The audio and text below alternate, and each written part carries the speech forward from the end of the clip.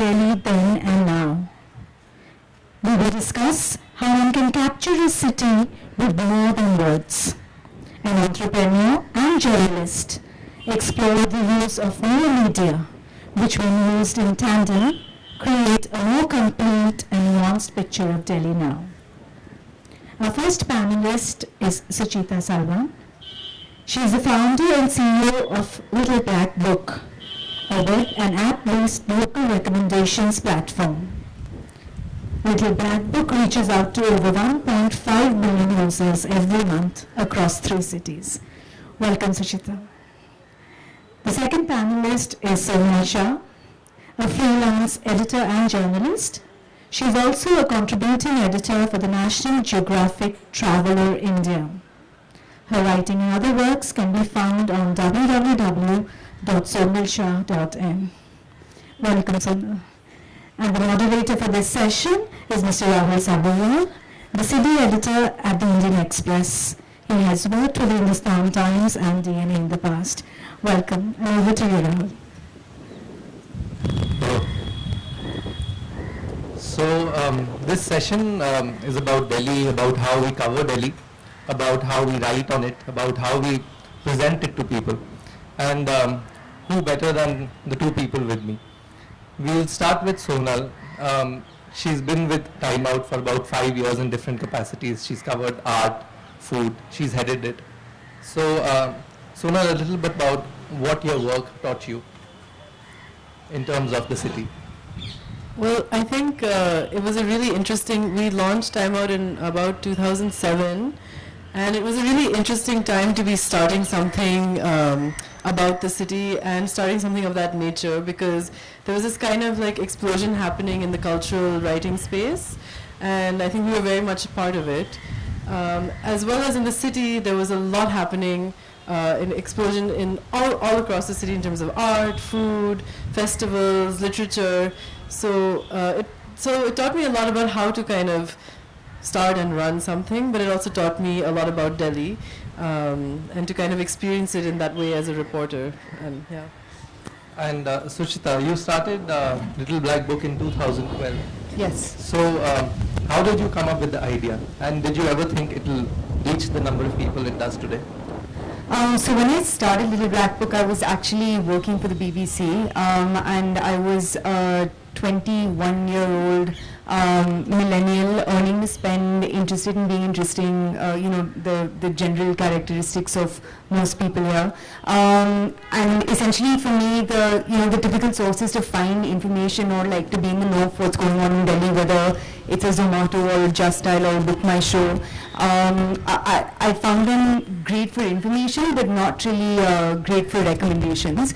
And when you have very little time to make a choice or to decide what to do and where to spend your time, the last thing you want to do is go through 10 different sources covering 10 different verticals that you're interested in. So the aim and ambition of Little Black Book was to take something. To take the things that we do every day, whether it's eating out, ordering in, going to a store, going for an event, or going to a yoga teacher, gym, whatever else, and taking all these offline experiences and putting them in the cloud. So taking all the things that a person's doing offline that enriches their life's experience, that enriches their everyday, and putting it in the cloud. And that's how Little Black Book began. So of course, a considerable time has passed. I am not, but significantly older, and we're a totally different product. We pivoted from being a publisher to a platform last year, so things have changed drastically for us. But that's been our journey in a nutshell. So when you covered Delhi, Sonal, what were the hidden gems? We were talking earlier about how you especially liked covering food. Any hidden gems that you found along the way? Well, it's interesting. I think at that time, and it wasn't that long ago, it was maybe like 9 years ago, you had something called a hidden gem, and you could discover it, or you could rediscover it, because some columnist somewhere has already written about it, and you have Rahul Verma, and you had R.V. Smith, and these people who are constantly kind of coming up with these things, but half the articles weren't online, they weren't archived somewhere. So you kind of found one, and then you also went to that gully somewhere and you found something. And since then, it's changed a lot. There are some things that, were hidden gems then that are just not now. Like I remember our office was in Lajpat Nagar, and we found this place called Direct Pizza and Afghan Food or something. And it was like one Afghani restaurant. We were all really psyched, like Lajpat mein Afghani khana, chalo lunch ke liye, every day we would just be going there. And now there's a little Kabul there basically. So that's, you've seen the city kind of change as well. So things that were hidden then are not hidden so much anymore, and also things have become kind of much bigger. And things were like Khan Chacha was just one hole, now it's a chain across the city. So it's, you've seen both things happening. But I remember when I started at Time Out, like I was responsible for compiling all the listings. So all the, like the databases, so all the food places, all the nightlife places, all the art things, and each one was like maybe 100, or the restaurants were a few more, but there were hardly, you could count them basically. And now there's just no way you could even think about doing that. But does that make it harder for a platform like yours? Because we live in an age where everything has been written about and rewritten about. So how do we discover new things in a time like this? So two things. One, everything hasn't been written about because the pace at which Delhi has changed over the past 5 years is incredible. Horsecars Village used to be cool, guys, like 3 years ago. Now no one goes there. I mean, sorry if someone still goes there. So I think the pace at which new things are coming up and the pace of consumerism in our city is incredible. In fact, if you speak with any of the big e-commerce companies or any company at all, the first bet that they place is on a city like Delhi, just because it is a city of consumers. It is a city of patrons, who want to go to Forest over and over again, or who want to, go to Perch over and over again, and that's sort of how the city has been built. I think in the second part of things, on LBB we have over 25,000 listed places in between Delhi, Bombay and Bangalore, and we just launched Bombay and we haven't been in Bangalore for that long, which basically, and I haven't been to 25,000 places, though it is my job to be in the know of what's going on, and that's what the point is. Something is new to someone somewhere, something is exciting to someone somewhere. I could rattle off a name of places like Coffee Bond, Blue Tokai, and the likes, which again, if we could just have you guys, has anyone ever been to Coffee Bond in Uday Park? That's my point. Apart from Sonal's cool, be like Sonal. That's what my point is. Like, things are new to different people based on where they are, what they're interested in. And I think actually the third key attribute is people's tastes and preferences are evolving faster than we know it. So the same guy or girl, who ate at Domino's is now, going to Jampura and eating really awesome Afghani food, or is going to Bamboo Boat in Horsecars and having great Vietnamese food, in the middle of nowhere. And I think those three, sort of forces working together is what makes it exciting to run a local recommendations platform. So just to, give you an example, when we speak about LBV internally, our mission is to make you a traveler in your own city. You shouldn't have to leave your city to be excited or to have an Instagrammable moment. You should find that in the confines of where you stay. And that's basically, how we've been able to scale the way we have and grow the way we've been able to grow. It's interesting you mentioned this because one key difference between, let's say, a website and a magazine is you are privy to analytics. So does that dictate what you do? Do you already know what people will want next? Does it help? So actually, for us, you can predict trends. But actually the big sort of waves and troughs that you see come from something totally random killing it with your users. And what I mean by that is, recently a user of ours posted a recommendation about Altitude in Merchant Market, which does great like vegan and healthy food. And suddenly you saw, like 40,000 people coming in consuming that recommendation in a matter of just hours. Similarly in Bangalore now has this really interesting trampoline park, which again, you just feel like, one, how does that exist? And two, like, why would people find it fun to jump around on trampolines, and they do. So I think for us, data drives a lot of the technology that we build around the product, but the premise of the product is to, enable discoveries to exist in its most authentic form on the platform. So actually, what's in our best interest is to make sure that you're not just finding the most like mainstream places on LBB, that you're finding things that are unique, and that's why users come to us. Like she mentioned, the new places, the trends have changed and people can't really keep up. We spoke about this earlier, about how Delhi, there was a time when every Sunday meant being packed off to a picnic to, let's say, an India Gate or a Qutub Minar. So how do you think that has changed? I mean, have places that were previously not accessible, have they been made accessible, let's say by the metro or let's say by Uber coming up? How do you see that evolution? Well, I think the metro, as you said, has been huge, and actually probably more people are going to India Gate than ever. I think it's more crowded, and CP as well, than it had been for a couple of years, while the construction was going on and everything. So those places still are really popular. Maybe different people are coming, maybe people are coming from further away, and maybe they're not the Time Out or LBB readers, but that part of Delhi very much exists still, weather permitting, of course. But yeah, I mean, malls have changed everything. Eating out in malls is a thing now that it never was before.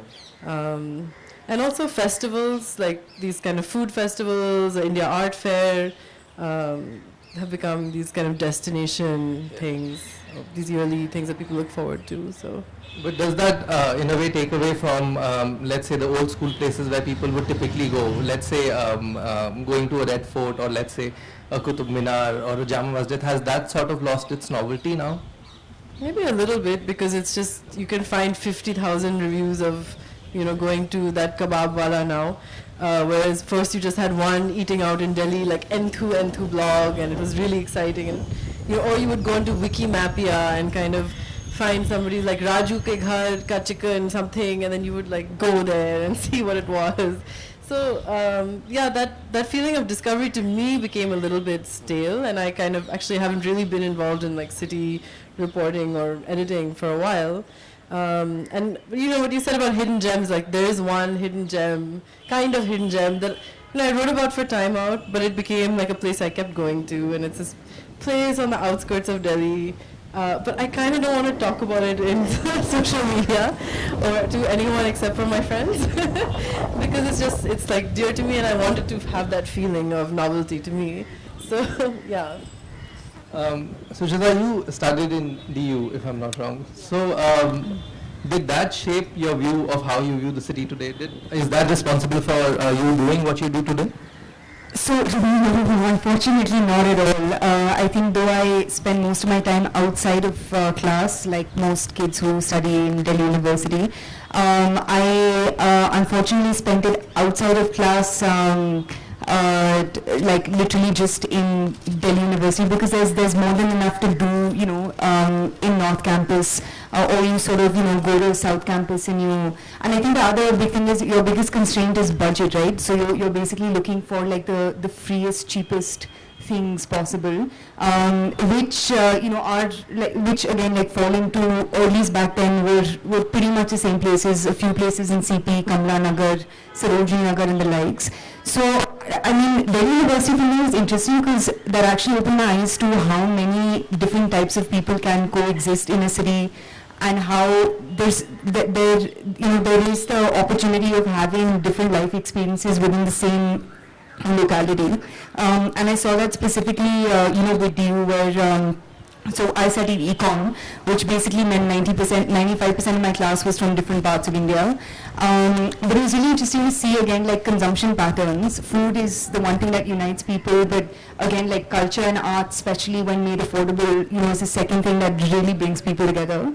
So I think my sort of college years helped me understand, what are the expectations of an 18 to 21-year-old? Where do their consumption choices fall? But as far as if it helped me see my city better, unfortunately, being a broke college kid, sort of restricts your options to India Gate and Red Fort if you're feeling lucky. Something about what you said, things that bring people together. I think that's true, but I also think a lot of what's changed in Delhi is the kind of people you might run into now when you go out. I think there's a lot less rubbing up against different kinds of people that you just had more of when you were on the street a bit more, and maybe it's a function of my age too. I'm like becoming more sheltered or something, but like supposing like a Khan Chacha or something which is outdoor and whatever, you might actually be sharing that space with someone quite different from yourself, whereas now it's a air conditioned seated thing, or a mall for example, where they can be quite exclusive, or some of them can be. And another thing of how earlier we didn't have the option of checking a place's review before you went there. So do you think that sort of experience has changed? Maybe better, maybe for the worse. But how do you think it's changed? For me, going it's just out? amusing, like to see the kind of prejudices that people come up with on reviews, and how people themselves are categorizing and labeling other kinds of Delhiites, So, oh, this is a kitty party place, or oh, this is a... I mean, we've always had stereotypes of kinds of Delhiwalas, but it's just, you really see it coming out, and because there's absolutely no accountability online, you really see some funny things sometimes, So how do you meet this challenge? Because people who write for you, people who contribute for your platform, they will have certain prejudices. So how do you filter what works from what doesn't? So two things, actually with LBB, fortunately we don't see prejudices on the platform, and that's predominantly because we're a recommendations platform. So you don't come to LBB when you want to review, you come to LBB when you want to recommend. So you don't come to LBB to talk about your feelings towards Khan Chacha, you come to say, hey, I love this place, I think it's really cool, and here's why I recommend you guys should go there. So again, it's similar to the place that you're referring to on the outskirts of Delhi, which you don't want to tell anyone, but you kind of want to keep in your memory, and that's what I started off with, like taking your offline experiences that you like and putting them in the cloud. So I think we sort of circumvent that firstly through that, and I think the second thing is over time we've actually stopped talking to a local, and we made a conscious effort to do that, because I think what makes India such an interesting country to be in right now is just the amount of migration that's taking place.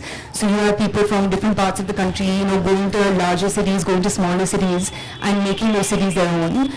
So when we do talk to a user, actually, like I said, we define our user as someone who's interested in being interesting. So they don't really have the baggage of, oh, I want to be cool or I want to fit in. They're as blank a slate as can be, and I think that's where we've seen success. Where if you're talking to someone who doesn't have a baggage of wanting to be a certain way or fit into a certain paradigm or hang out in the right places, you're just able to do a lot more with that audience and connect very closely with that audience. I'd like to come back to a point she mentioned about how even starting in DU, how Delhi is not, there is no typical Delhiite. It's a mixture of people who come from outside. So as a journalist, how does that affect the way you write? How do you bring so many cultures, so many tastes, so many people together in your writing? Well, I personally have done very little writing on Delhi in the last couple of years. So, but what I've seen around me and what I've seen that's kind of interesting is, especially in fiction actually, but also in journalism, is that people are representing, like the outskirts, the suburbs, they all are kind of developing their own character in writing as well. So, like it's not just the Lutyens Delhi novel, it's not Khushwant Singh anymore, it's kind of, you have the story set in Gurgaon or Patel Nagar or elsewhere. So, I mean, that's kind of cool, and I think that is also kind of shaping, like, of course, every colony has its own local place to go and eat. Now that place is more than just locally famous, it's also internet famous, so people are going from idhar-udhar to go and eat there. But also people don't need to all come to CP. They have their own mall in, Narayana, they have their own mall in everywhere. So, I mean, I think that's good, and I think the more different kinds of people who are writing, the more interesting it is. And Delhi is like, it's a conglomerate of many different kinds of villages and cities. So, this bit about because we are privy to information, do you ever see that there are more reviews coming in of, let's say, South Delhi, or let's say Gurgaon? So do you think that there are fewer reviews coming in from one part of Delhi? Have you faced that so far? Recommendations. One step closer. No, actually, the most number of recommendations we see coming are from Chandni Chowk, which interestingly enough is a old habit that just everyone still loves Chandni Chowk. In fact, I don't know if you've been to this place called Padam Chaat in Chandni Chowk. Have you guys? I don't know if that's a yes or no. Yeah, Okay. So that's actually one of the top 10 recommendations on Little Black Book Delhi of all times. In fact, so much so, the one of our users who recommended Padam Chaat, this guy called Raghav Pasricha, he called me up saying, dude, this guy is refusing to take money from me for any meal I eat here because of the number of people who came here because of Little Black Book. So it's just like, the way this literally the smallest, most unique places see people walking in because they've discovered it on LBB is amazing. So Chandni Chowk, Lajpat Nagar, still, Sarojini Nagar, you put anything up about Sarojini Nagar and you'll find people, just wanting to be in the know, seeing what's going on. And similar to what Sunal said, we actually see a lot of recommendations coming up from the newer parts of Delhi, whether it's Rajouri Garden, and when I say new in the sense in terms of what's been available there so far.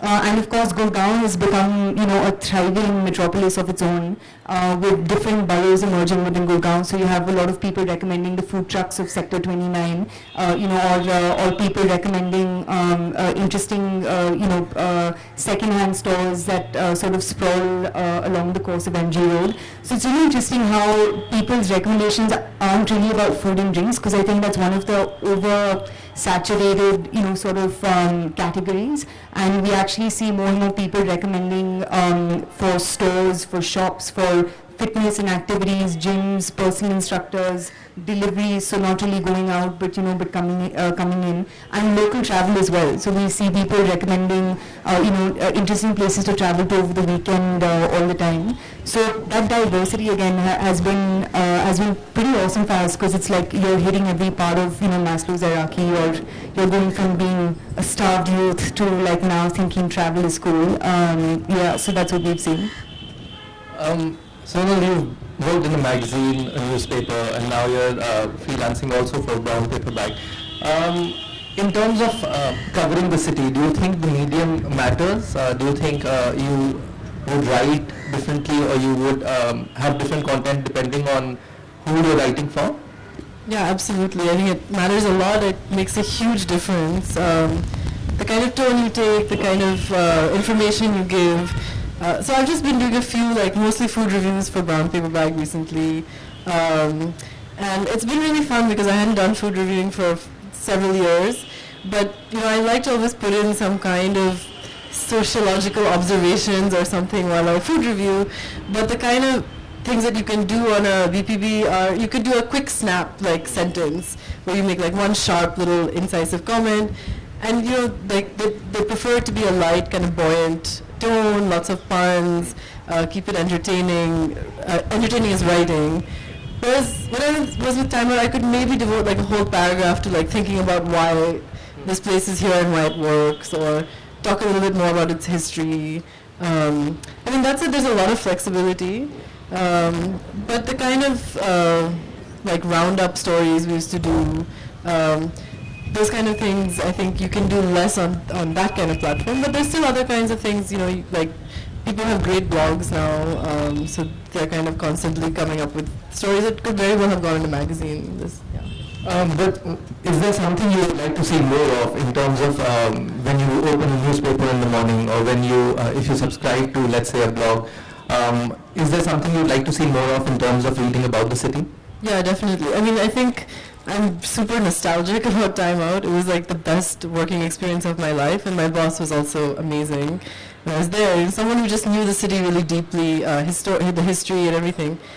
But I really think Delhi could still use a magazine-style publication, which is something you actually carry around with you, which is offline. Not listings, but which would have something like a New York magazine, which has some in-depth kind of investigative reporting as well. I'd really like the people who are kind of reading about the new restaurants and so on to also be thinking about what is the NDMC doing in Connaught Place, or whatever it is. And I think that they would be interested in that if it was presented in a sort of readerly, writerly way. And so yeah, it's my wish that someone would just give me a lot of money and a whole nice team and be make a magazine. But yeah, maybe someday someone will do it. And Suchita, when you open a newspaper in the morning, is there anything that you like to see more of, or that works for you, that doesn't work for you? Unfortunately, I don't open newspapers anymore. So, everything's on my phone, and I think for me, I've sort of made a conscious effort to just be as mobile as possible because that's where our user is, right? I think the thing with newspapers is two things. Sometimes context about who is writing about what is lost. So, for instance, if you don't come from a journalist background, chances are you don't know all of these names that are dropped ever so often. And I think the key really is in knowing that people at large have a sense of anonymity when it comes to what they read. And that could be frustrating for someone who's spending a lot of time in, putting together a really well thought through, food review or something really interesting about Delhi's history. But, that is the truth. People are increasingly, it's almost like they don't, everything to them is a feed. So it doesn't matter who it's coming from, as long as it's coming to them, and if it's interesting, it's something that they will engage with.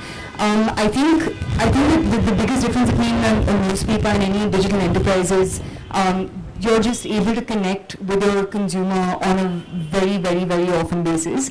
And unlike, for me, like newspapers are a bit of a monologue, like they're talking to you. But I think with digital, you have the opportunity through technology to create conversations with your user and with your reader, which I think is the difference. It is that I am, can I talk to an author? So, if I read about a great place on LBB or anywhere else, can I engage in a discussion with the person? You can't really do that in a newspaper, right? I mean, now you can because every author has like a Twitter handle, so you don't like what they've written, you tweet to them.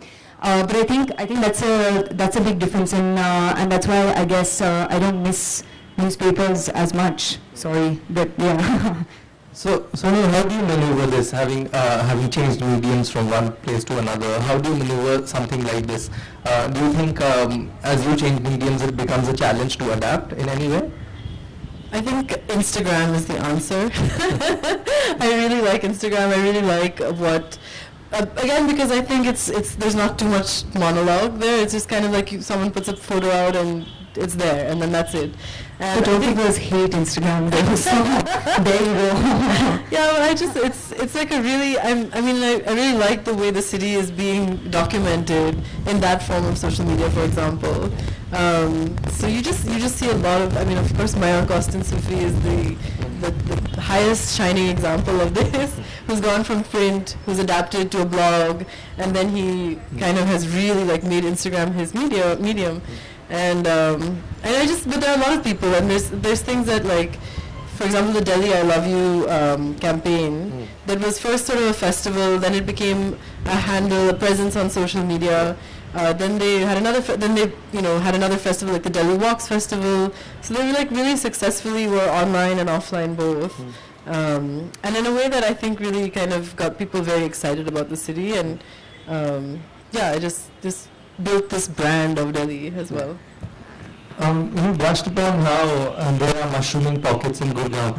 Have you in the last 5 years seen how Gurgaon and Noida have become more closely connected to the heart of the city, how they've become more accessible in terms of what recommendations you get on LBB? How have they increased over the last few years? So I think what's interesting about Gurgaon is people who live in Gurgaon don't think of it as Delhi. So before a Delhi person can get up and say, "Hey, Gurgaon is not Delhi," a Gurgaon person will happily say, "Yes, we're not." And I think that sense of independence that part of NCR is seen is just phenomenal. And again. I don't know the last time any of you guys went to Gurgaon, but actually like Sector 29 and Golf Course Road are the beginning of it. Like when you drive through, it's massive. We guys actually did this really cool video on this beautiful polo ground that's in Gurgaon, that's run by this ex-army gentleman. And it's just, when you see the sense of community that comes up, in a part of Delhi like Gurgaon, it's incredible, because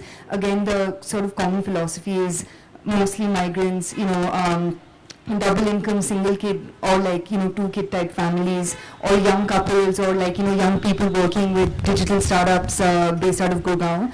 And I think that's why with Gurgaon specifically, a lot of what we see coming through is the sense of wanting to belong, the sense of wanting to be a part of a community that you don't have access to back home because you're not living with your parents. And I think that that's what makes Gurgaon specifically interesting. I think Noida's still catching up. Noida's got KTM, yay, but that's about it. So I think once that part of NCR again sees more enterprise investing and sees sees more sort of neighborhoods coming up, I see that part of NCR picking up as well. But Gurgaon again, you guys should 100% check out LBB and see the amount that's coming out in Gurgaon. It'll blow your mind. We touched on art, we touched on food, but when we discuss Delhi, there is also sort of an underbelly to the city. There are issues of safety. There are issues. So while these issues can be adequately represented in, let's say, a newspaper, how do you, and with magazines, the space for magazines becoming less, how do you think one can cover these issues when we arrive at new media now? Yeah, I think there's kind of limited space for it, and I think a lot more is being done in terms of like fiction that is realistic. For example, like Ratika Kapoor's book, The Private Life of Mrs. Sharma, things like that, or Avtar's book, Necropolis, which is all about sort of crime in Delhi and so on, but based on real news reports and so on. So I don't know, maybe a series of things, series of like photo series, or but I would love to see some more kind of investigative reporting on the city, because there's clearly a lot going on that level, which a beat reporter may understand or know, but doesn't always have the space to publish with the kind of photographs, the kind of long-term reporting that they would need. Yeah, I mean, I think I'm not really sure that it exists really. Yeah. And when you were heading time out, can you refer to a couple of stories, a couple of pieces that you are especially proud of having done at the time, or your reporters? We did some really silly ones that were just really entertaining. Like one of the few copies I still have just like open is a Delhi slang dictionary that we did, which of course would have been much better online, but it was really fun, and we got it illustrated by the same like like good habits charts artists. So so Adarsh Balak like charts. So it just looked very fun. That was and ghost stories of Delhi that we collected from various people. One of the things that we did, actually, I think like even in our thinking, we were kind of moving towards being online. One of our last anniversary issues was like a choose your own adventure cover story, where each choice you made literally was like, turn to page 53 and then you're in Dhala Kuan doing this, or you're in, like the Sabzi Mandi doing that, whatever. So, but someone could just take that information, and of course half the things have changed or closed now, but they could just make an app, like an Explore Delhi app out of it, So I think we were also thinking in that direction. But those are the kind of stories that were fun to do. Yeah. We also were around when the metro was coming up, so we used to do regular series like 10 minutes around the metro station, just what you find there, things like that. And in terms of recommendations, I know you haven't been to all 25,000, but if you were to give your top 3, what would those be? That's a tough one, and I feel like your neck's hurting now around. Going like left and right. What are my top 3? Shit, that's really hard, and now you put me on the spot. Everyone always does this to me. They're just like, tell me where to eat dinner tonight, and I'm just like, log on to LBB, don't ask me, guys. I think Coffee Bond is number 1, mostly because I love coffee, and it's run by these 2 brothers who move back to India from Australia, and they keep bringing all these really cool Australian coffees, to their tiny little cafe and serving it out of there. So all coffee aficionados in the house, like, go check that place out. I think the second place is the Polo Grounds in Gurgaon. It'll blow your mind. It's just like, it's massive. You can go horse riding. It doesn't matter how old, young, or whatever you are. Everyone's there to help you out. In fact, I think they have a polo match on tomorrow. So you guys should go check that out. And the third place, I'm athletic, so Delhi Rock. I don't know if you guys have been there, but it's an indoor rock climbing gym below Gurdwara in GK2. and they literally again, you could hate rock climbing, love rock climbing, but that's an incredible experience because you feel like you're in a different part of the world. But those three, and if you enjoy good wine and you don't have too much money to spare, go to Perch and have York. That's a great wine. I'm sure these places will see a spike in traffic today. We'll open the floor to questions if anyone has anything. My top three are secret. Huh? So my top three are secret. If anyone has anything on Delhi, on covering Delhi.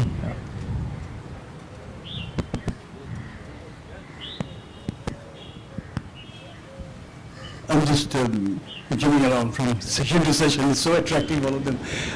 So I came late, so I must have missed a lot of things. In 1992, I went to do some studies in York University in England. And when I joined the university, they gave us the kit, 92.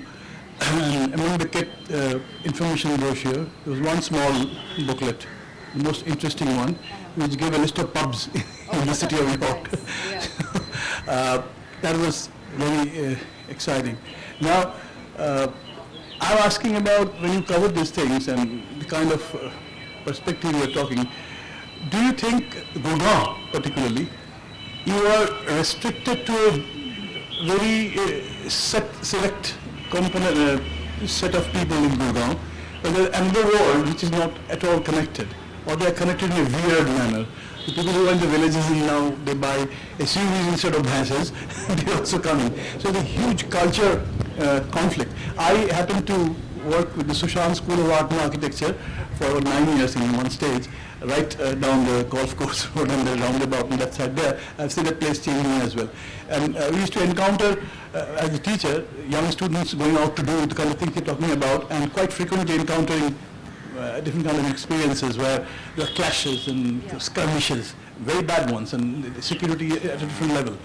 Not only security, physical security, but the emotional problems and so on. I'm talking about dark side of this whole thing, of this great golf course road. And I know how inaccessible is the green, the golf green, which is inside the fifth sector, which was created by not doing the other greens in the other sectors, and at last there, because the planning system defined that as a green, and they don't qualify what kind of green. So when they did this whole green as a combination of all 5 sectors, and they made a restrictive golf course, which sort of deprived people to actually go in there in terms of access.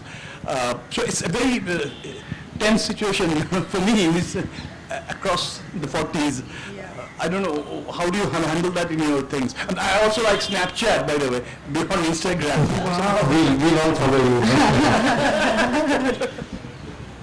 So I think it's a good point because again, if you just hop over the merchant market is probably one of the more expensive markets in this part of in Delhi actually. But literally right behind merchant market is one of the largest slums that Delhi sees.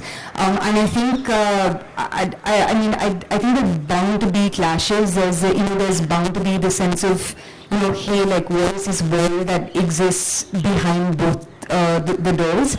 But I don't know, I think the thing that I love about my city is, the one thing Delhi has that Bombay doesn't is space. And there is space for like everyone to thrive and, do their own thing. And yes, of course, it's only natural when people with different viewpoints and different circumstances and different backgrounds, when they interact, things might not always go very well. But I think we made considerable progress. I mean, you don't get murdered for walking around and go down, wow, guys, we're getting there. It'll happen soon. It'll happen soon, I hope. So, would you like to add something? I think that was a good answer, and I mean, Gurgaon just makes me kind of sad as well. But again, like I kind of made these weird decisions when the malls came up. For example, I just was like, I'm never going to. I went to them, and then I said I'm never going back. So I don't really know what's happening there, which probably I should get back in touch with, because I'm sure there's a lot more than I do cheat and go to the mall in Gurgaon when I'm visiting my grandparents because there's nothing else to do. And there's cool stuff, like there's a Korean bakery and all sorts of cool things. No, the Sabang bakery. Yeah. Anyone else? I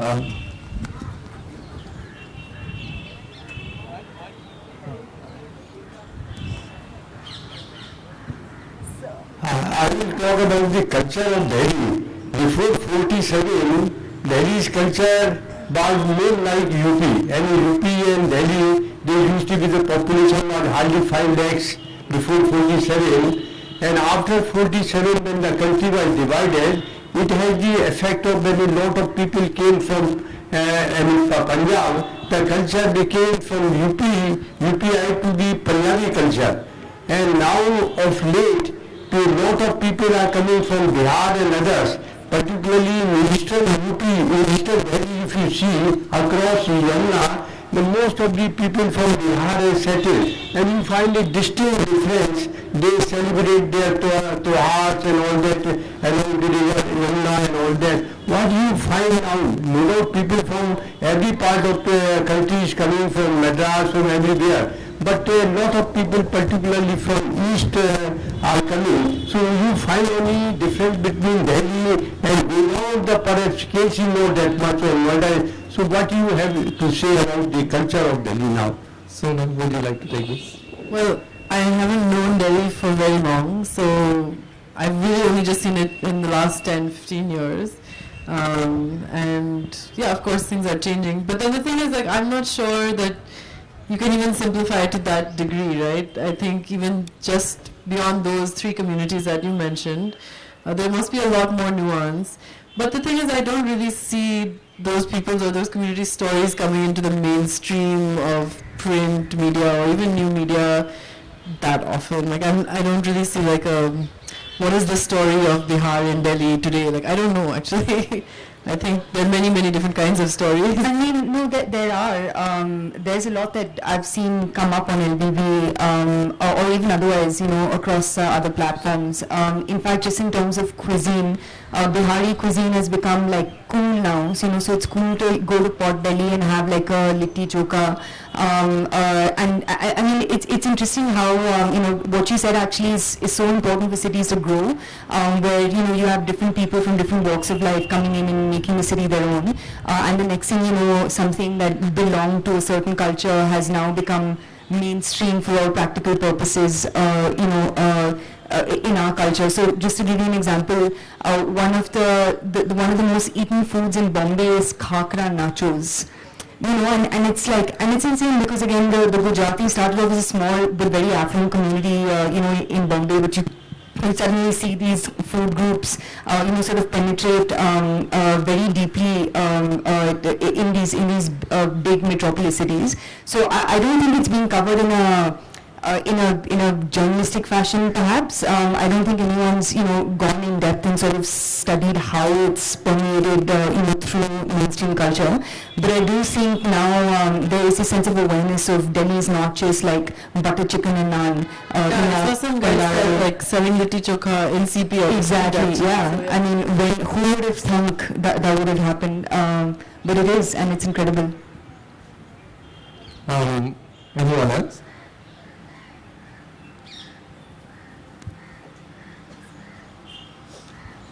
Hi, I'm more curious about the term Delhiite as opposed to Delhiwala. And it's a question like how much, what are these connotations attached with the term Delhiite that are not there in Delhiwalas, and what are the overlaps between the two? And I understand it and the term Delhiite as a media construction. I might be wrong, please correct me if. How do you respond to the? I think just Delhiwala is a much prettier word. Yeah. Delhiite doesn't sound very good. Delhiwala sounds like you're from DPS, which is not like the best place to be from. I'm just kidding. Delhiwala has these indigenous Ombari charms. This is my Delhi. Yes.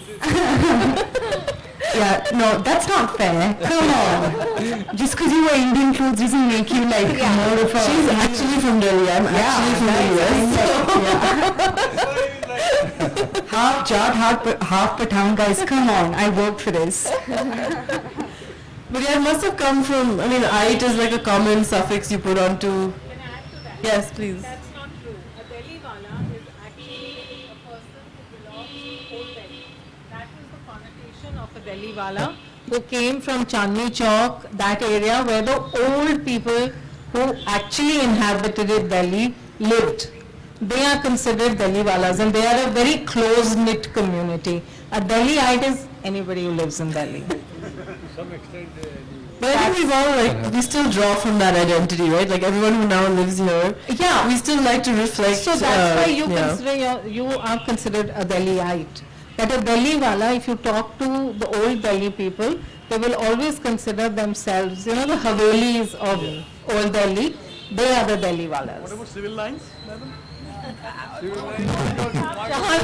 think we could talk about, like, argue about this for a while.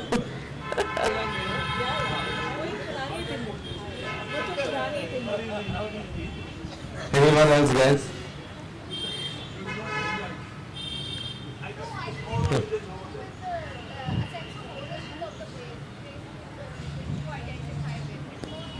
It's more of a subjective question than the term, I think. So, No, but I think like someone said, Delhiwal is just it's a prettier word. Like it's something that it hits close to your heart. While a Delhiite sounds like you went to DPS. Sorry. I've insulted Moss class and DPS. Great day. That's a dip site or something, no? Dip site. I'm a Delhi wala and a Sounds like something else. No, but if you said DPS wala, like suddenly it would, yeah. By the way, sorry, became too colloquial. Anyway, I don't know, I happen to know about some of our students ended up doing studies in Gurgaon about the night dhabas. Those are amazing. The ahatas are even better than the dhabas. The dhabas. Which is why you BYOB. And then there are even lesser dhabas only, which are joints of people, people who are drivers and customers, and they gather up and they open up also at night. Yeah. And there's a very large circuit of that. And there is some regional connotation to that as well in terms of who serve them. Because I find in Delhi distinctly, I came out of my Basanti house and right there in front of the Fortis, there are two tea stalls. And so they are from Begusarai, northern Bihar, they are Begusarai.